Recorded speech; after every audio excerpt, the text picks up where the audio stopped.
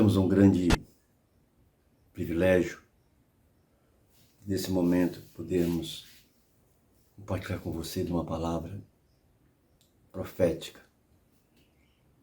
Essa palavra profética nós temos proclamado ela nas ruas e valados, nas praças, no meio da multidão. Porque acreditamos que essa palavra profética, ela é,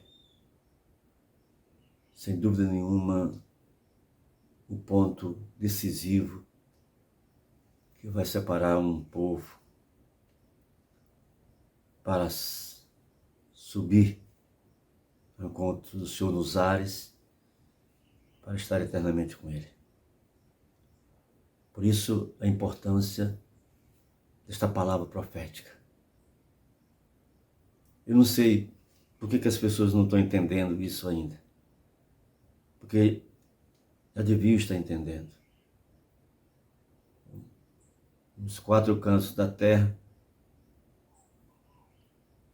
nós era para estarmos vendo nesse momento um grande avivamento, um grande movimento profético que se iria viver e pregar esta palavra profética. Eu estou falando da palavra profética que se encontra no livro do Apocalipse, no capítulo 14. É o poder mais importante essa palavra. Como eu disse e como eu tenho dito, ela é a última mensagem, é o último chamado, é a última advertência. Apocalipse 14, verso 6 em diante, está escrito assim: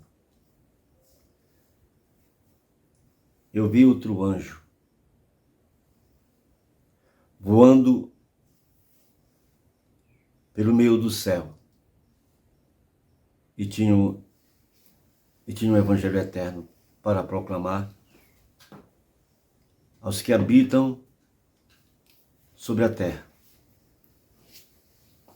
e a toda nação, e tribo, e língua, e povo. Verso 7 diz: dizendo com grande voz, temei a Deus e dai-lhe glória, porque é chegada a hora do seu juízo. E adorai aquele que fez o céu, e a terra, e o mar, e as fontes das águas. Verso 8. O segundo anjo seguiu, dizendo: caiu a grande Babilônia, que a todas as nações deu a beber do vinho da ira da sua prostituição. 9. Seguiu-se ainda um terceiro anjo, dizendo com grande voz: se alguém adorar a besta e a sua imagem, e receber o sinal na fronte ou na mão.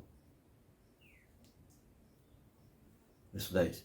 Também o tal beberá do vinho da ira de Deus, que se acha preparado sem misericórdia no cálice da sua ira. E será atormentado com fogo e enxofre diante dos santos anjos, diante do Cordeiro. Verso 11. A fumaça do seu tormento sobe para todo o sempre, e não tem repouso nem de dia nem de noite os que adoram a besta e a sua imagem, nem aquele que recebe o sinal do seu nome. E o verso 12 diz: aqui está a perseverança dos santos, daqueles que guardam os mandamentos de Deus, e a fé de Jesus. Verso 13. Então ouvi uma voz do céu que dizia: escreve, bem-aventurados os mortos que desde agora morrem no Senhor. Sim, diz o Espírito, para que eles descansem dos seus trabalhos, pois as suas obras os acompanham. Uma mensagem, uma advertência, um chamado. É a última mensagem. é a última advertência, é o último chamado para a humanidade. Porque todas as coisas vão ser definidas com a pregação dessa mensagem. Essa mensagem chama a humanidade para temer a Deus, dar-lhe glória. Essa mensagem adverte para a questão da adoração à besta. Desmascara os passos deste movimento que contraria e tenta e sempre tentou contrariar a pregação, essa mensagem que ora está sendo trombeteada em vários cantos da terra e que de forma maravilhosa vai se intensificar e culminar com a iluminação do quarto anjo do Apocalipse, capítulo 18, quando o chamado direto é feito para que as pessoas saiam de Babilônia. Sai dela, povo meu, para serem participantes dos seus flagelos, dos seus pecados. Amados, nós estamos vivendo um tempo gracioso, de oportunidades sem precedentes. Um tempo decisivo. Esta mensagem dos 3 anjos. Quando vemos que o primeiro anjo, como está no verso 6 do capítulo 14 do Apocalipse, é descrito como tendo o Evangelho eterno. Note, ele tem o Evangelho eterno. Não é o que popularmente estão anunciando nos templos, nas denominações religiosas, mas sim o Evangelho eterno. O Evangelho é as boas novas de salvação, necessário devido à queda do homem. A história da criação forma a base, uma base clara, verdadeira, para que todos se decidam nessa última fronteira da história da humanidade. O Evangelho é eterno. A história da criação forma a base para compreender a queda do homem. Porque quando olhamos para o que o apóstolo Paulo diz em Romanos 2,12, onde ele diz: todos que pecaram sem lei, também sem lei, perecerão. E todos os que com lei pecaram, pela lei serão julgados. Então haverá um julgamento. A humanidade será julgada. E existe um padrão que Deus estabeleceu para julgar a todas suas criaturas. Uma lei moral que está contida nas 3 mensagens angélicas, quando o chamado é feito para que temam a Deus. E temer a Deus, conforme está escrito em Eclesiastes 12:13, quando diz assim: a suma de tudo que tem ouvido é: teme a Deus e guarda seus mandamentos, porque é o dever de toda a humanidade. Temer a Deus é guardar os seus mandamentos. É o dever de toda a humanidade. Amados, a mensagem do primeiro anjo consiste em 2 partes.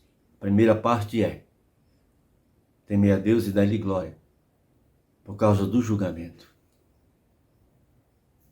Gente, um julgamento. Toda a humanidade será julgada. Todos nós compareceremos no tribunal de Cristo. Um julgamento. Essa mensagem foi enfatizada no início da história do povo de Deus. Na doutrina do juízo investigativo e executivo. e remete à guarda dos mandamentos que tinham sido esquecidos pelo protestantismo, ascendente desde a forma do qual Lutero preconizou a reforma, não é? Passada, aquela reforma, e os demais reformadores. A verdadeira forma de temer a Deus, sem dúvida nenhuma, pela mensagem que é proclamada em Apocalipse capítulo 14, verso 6, é, sem dúvida nenhuma, se inteirar da obrigação que temos para vivermos na luz da lei moral, os 10 mandamentos que o nosso Criador estabeleceu e escreveu de próprio punho. Porque, voltando a Eclesiastes 12, 13 e 14, fala do aspecto da profundidade, do dever, da obrigação de cada ser humano de temer a Deus, que aguardar seus mandamentos. E quando chegamos no verso 13 do livro de Eclesiastes, aliás, verso 14, lá diz, porque o juízo está chegando. Porque lá diz, de forma clara, falando desse juízo, no verso 14. Isso se encaixa perfeitamente em Eclesiastes 12, capítulo 12, verso 13 e 14, se encaixa de forma perfeita com a mensagem profética. A última mensagem, o último chamado, a última advertência, a última mensagem que está em Eclesiastes, aliás, em Apocalipse capítulo 14, verso 6. A segunda parte é adorar aquele que fez. Queridos, Deus está chamando a humanidade para adorar aquele que fez. Fez o quê? Que fez tudo. Remete à consciência que todos nós temos que ter de um Deus criador, que fez todas as coisas, que fez tudo em 6 dias, inclusive nos fez, remete a alguém, ou seja, ao Altíssimo, ao Todo-Poderoso, ao Criador de todas as coisas, como Ele sendo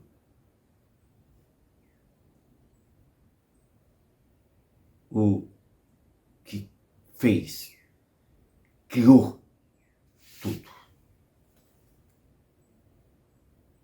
E nessa dimensão de compreensão, de revelação, é estabelecido por Ele mesmo um sinal, uma marca de identificação. Ele tem uma marca original. Ele tem um sinal original que nos identifica como sendo feituras dele. Não só nós humanos, mas todas as criaturas, toda a natureza, os céus, terra, tudo, os mares, tem um Criador. Ele criou. Portanto, a segunda parte é adorar aquele que fez. Então, ele nos chama a adoração a ele, ao Criador. E a forma que temos que adorar, ele estabelece, ele cria, ele ordena a forma, ele mostra o resgate da adoração ao verdadeiro. Preste atenção. Ele nos chama para a adoração da forma correta, da forma certa, ao verdadeiro, ao único Deus,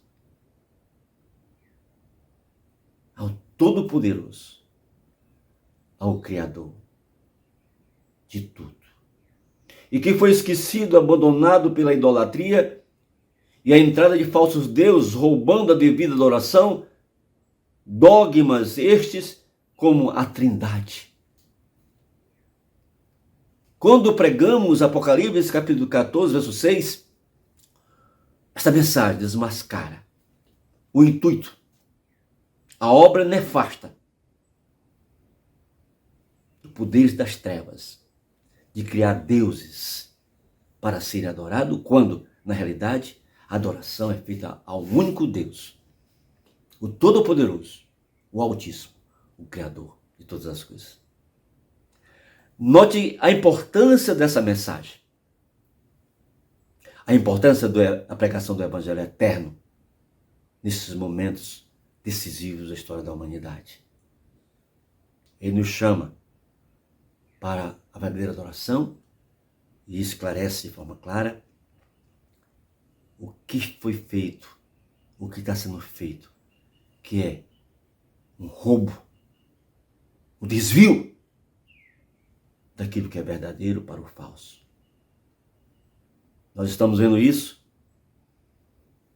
Sabe, esses dogmas, este como a Trindade, que arrasta a maioria das igrejas denominacionais, hoje no ecumenismo, não escapa ninguém fica de fora desse ecumenismo, essa união, essa estrutura religiosa de Babilônia, esse caldeirão de movimentos religiosos que estão embriagados com os ventos de doutrinas da grande prostituta, da grande meretriz, que a todos deu a beber, vindo da sua prostituição. Essa prostituta que está sedimentando, se estruturando numa plataforma nefasta que é o ecumenismo. A união das religiões, das denominações religiosas, a união do templocentrismo, dos templos, de toda a sua estrutura, para fazer valer uma força contrária à pregação que tem que alcançar os 4 cantos da terra, que é as 3 mensagens angelicais. 3 deuses estão trazendo a existência. Coeternos, unicismo ou ainda teorias que desconsideram a necessidade da presença do Criador, de um Criador, como seja a teoria da evolução. Mas não nos enganemos que a palavra de Deus é tremenda e que ela não nos deixa na escuridão dos povos, das religiões. Quando olhamos para as palavras do Senhor Jesus, agora nós nos remetemos à declaração legítima, pura, verdadeira, que saiu da boca do Senhor Jesus Cristo. Sim, nosso Salvador. Quando ele diz, ali no Evangelho de São João, capítulo 17, verso 3, falando daquele que deve ser adorado, falando do Todo-Poderoso, do Altíssimo, do único Deus, quando ele diz assim: e a vida eterna é esta, que te conheçam a ti só, por único Deus verdadeiro, e a Jesus a quem enviaste. O contexto aqui é o Pai, porque se você ler o contexto de João 17, você vê que está se referindo ao Pai, o único Deus verdadeiro. Havia uma pergunta para você, está me ouvindo e vendo? Você quer a vida eterna? A aplicabilidade das 3 mensagens angélicas, começando aqui no versículo 6, nos leva a uma consideração, uma revelação, uma clareza sem precedentes do que a vida eterna. Ela é revelada na compreensão de um único Deus verdadeiro.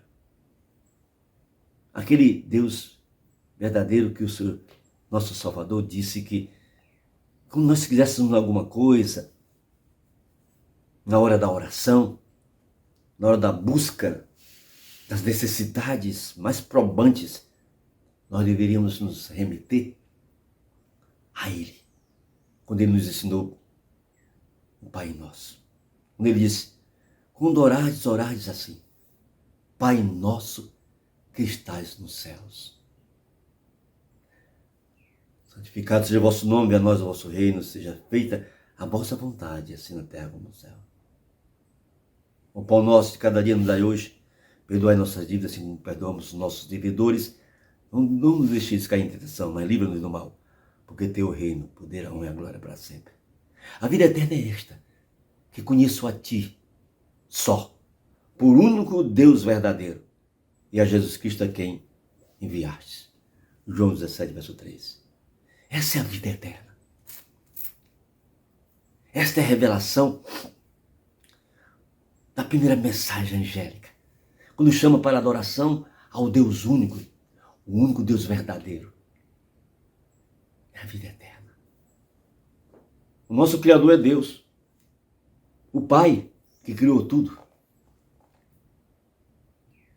Através de seu Filho, a primeira mensagem busca resgatar a adoração ao verdadeiro Deus, que foi esquecido e abandonado por aqueles que usam o seu nome, e de seu Filho, sem a devida noção da hierarquia, honra e glória devidas a cada um.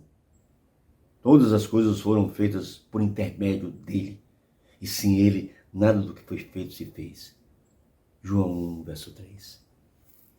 Amados, amadas, nós temos que ingressar na vida eterna. Essa mensagem nos esclarece, primeiro anjo, capítulo 14, verso 6, nos esclarece com bastante clareza, não permitindo que fiquemos num marasmo, no engano das tradições dos homens. A história bíblica da criação é a de que o ser humano foi criado perfeito, a imagem de Deus. Devido à sua própria escolha errônea, caiu em pecado. Deus não poderia simplesmente desculpar o seu pecado e permanecer justo. Então, Deus envia o seu Filho à terra para morrer em nosso lugar. E assim, Deus poderia ser justo perante a guarda da lei e, ao mesmo tempo, justificador, exercendo misericórdia. O julgamento da humanidade, enfatizado no final da primeira mensagem, está baseado no fato de que na criação o ser humano era perfeito.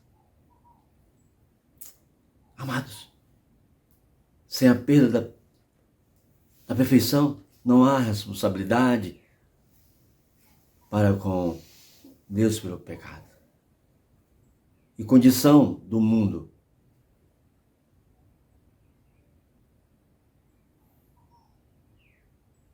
Por isso é necessário de um Salvador.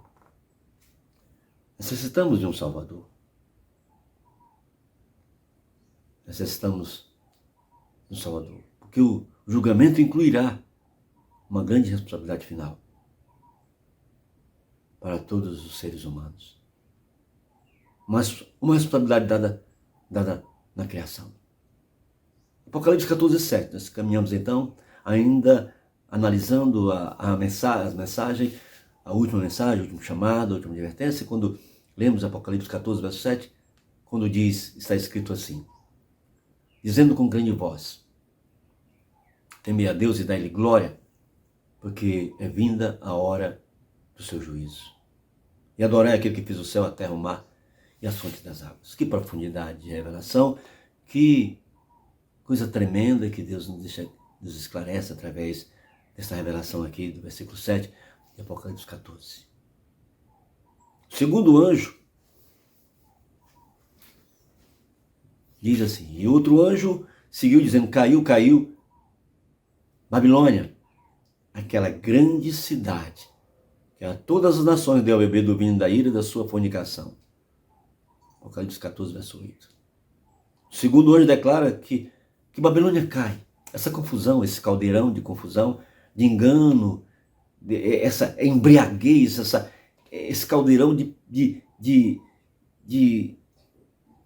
embriaguez, onde estão embriagados com vinho de Babilônia, ela cai. A bêbada Babilônia desmorona quando ela é desmascarada pela palavra pura, sem mácula, exata, do céu, que é a pregação do Evangelho Eterno. Por que a segunda mensagem vem somente depois da primeira? Poderia ser que a rejeição da primeira mensagem fosse o passo final naquela de Babilônia? Babilônia representa, em um primeiro momento, a igreja mãe, a igreja católica romana. Ela é a Babilônia. Ela é a grande meretriz. Igreja católica romana. E posteriormente todas que a ela se ligaram em doutrinas similares. A outrora denominada virgem pura torna-se uma prostituta e impura. A fornicação implica que algo está tomando o lugar de Cristo, do Salvador. A Bíblia frequentemente retrata o relacionamento de Cristo e da igreja como um casamento.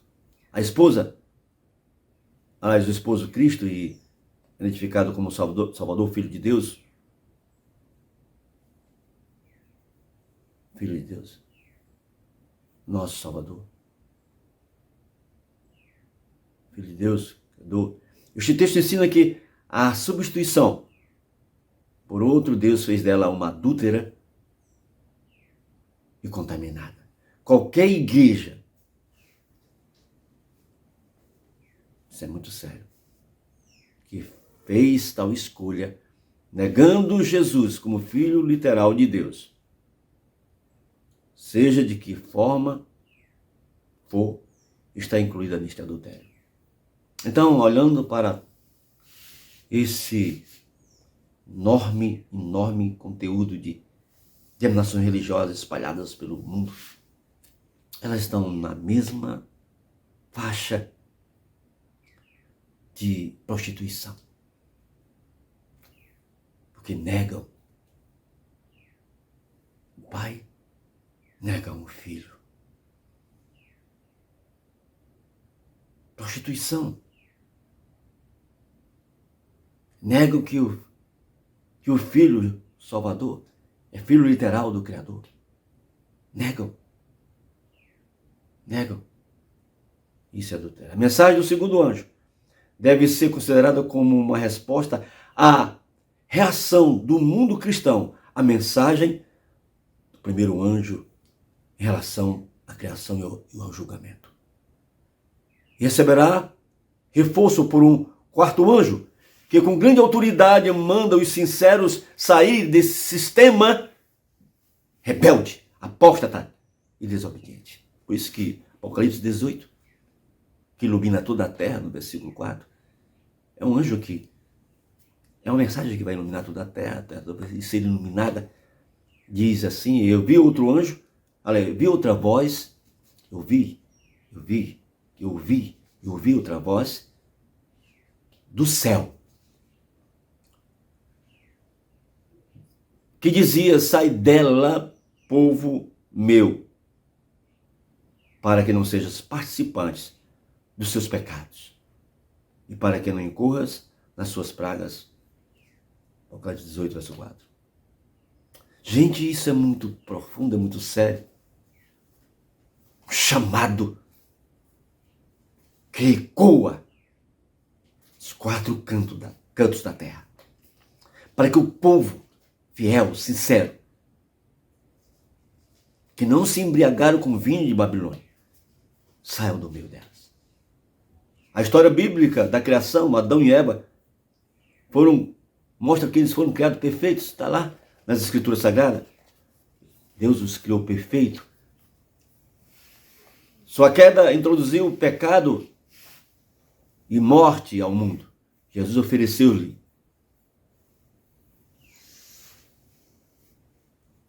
Senhor Jesus, se ofereceu ao Pai para vir em socorro dos humanos, como sacrifício substituto por nossa salvação. A salvação, portanto, é puramente uma questão de graça. Assim, podemos apenas aceitá-la como um dom ou rejeitá-la. Não importa quanto você tenha se esforçado, não importa quanto você se considere bom, isto não tem valor diante de Deus. No tocante à salvação, não tem valor. Este tipo de perfeição é, na verdade, presunção e nada tem que ver com a verdadeira fé. Não há como ganhar a nossa própria salvação. Não fazemos boas obras para sermos salvos, mas porque cremos na salvação que nos foi dada. A Babilônia é baseada na justificação pelas obras. E não importa o quanto fale de fé, enquanto a verdadeira igreja de Cristo entende que é somente pela graça, favor imerecido, que o ser humano recebe a salvação e as suas obras, ainda que boas, não contam, no mínimo, que seja para salvar o mesmo. O terceiro anjo das 3 mensagens angélicas diz assim, Apocalipse 14, versículo 9 a 12, nós lemos assim. E seguiu-se o terceiro anjo dizendo com grande voz, se alguém adorar a besta e a sua imagem receber o sinal na sua testa e na sua mão, também este beberá do vinho da ira de Deus, que se deitou no misturado, no cálice de sua ira, e será atormentado com fogo e enxofre, diante dos santos anjos e diante do Cordeiro. E a fumaça do seu tormento sobe para todo sempre, e não tem repouso nem de dia nem de noite, os que adoram a besta e a sua imagem, e aquele que recebeu o sinal do seu nome. Aqui está a paciência dos santos, aqui estão os que guardam os mandamentos de Deus e a fé de Jesus. Em Jesus. Apocalipse 14, verso 9 a 12. Sabe, queridos amados, a terceira mensagem é uma advertência. Não adore a besta. Não adore a besta. Não adore a besta. Não adore a besta. Não adore. E o receba sua imagem. Aqueles que desconsiderarem essa advertência enfrentarão o julgamento e a punição. Por isso que as 3 mensagens, ela também tem uma advertência clamorosa para a humanidade. Olha, não adora a besta. Não adora. Não recebe a sua marca, o seu sinal. Não faz isso. Adorar a besta ou a trindade no lugar de Deus é adultério espiritual.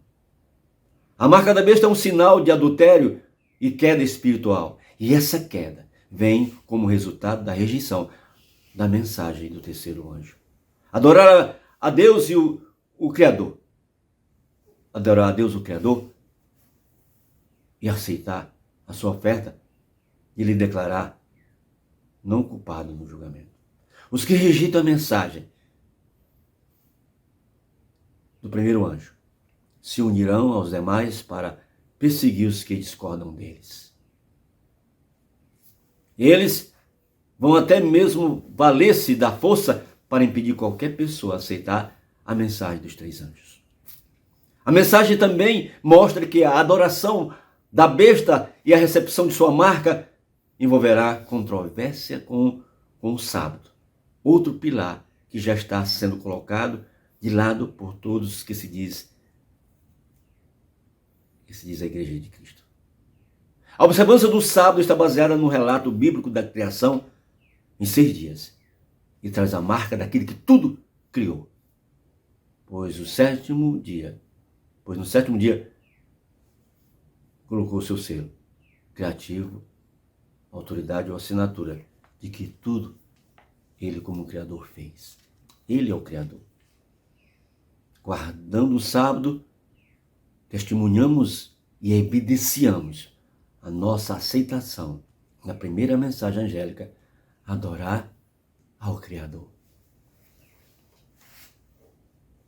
Adorando no sábado, testemunhamos que aceitamos a Bíblia como autoridade máxima.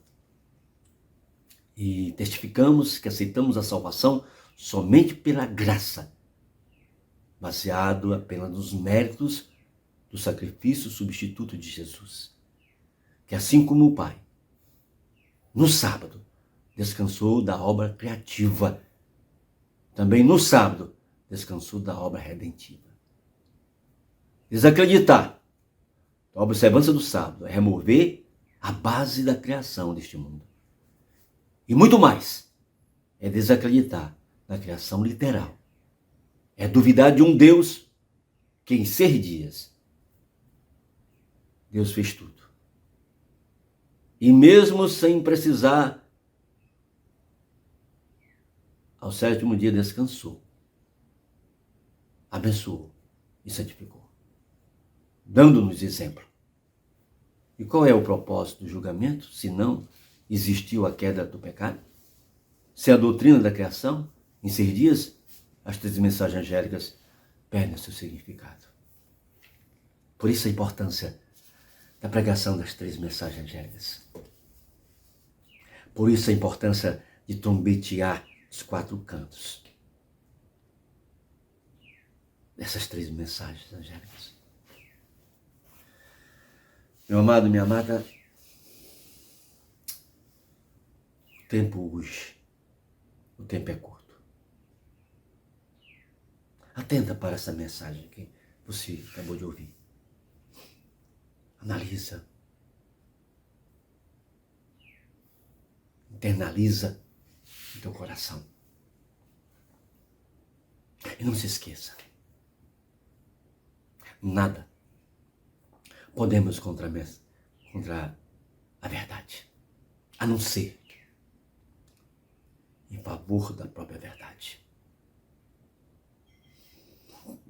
E conhecereis a verdade, ela vos libertará. Amados, amadas,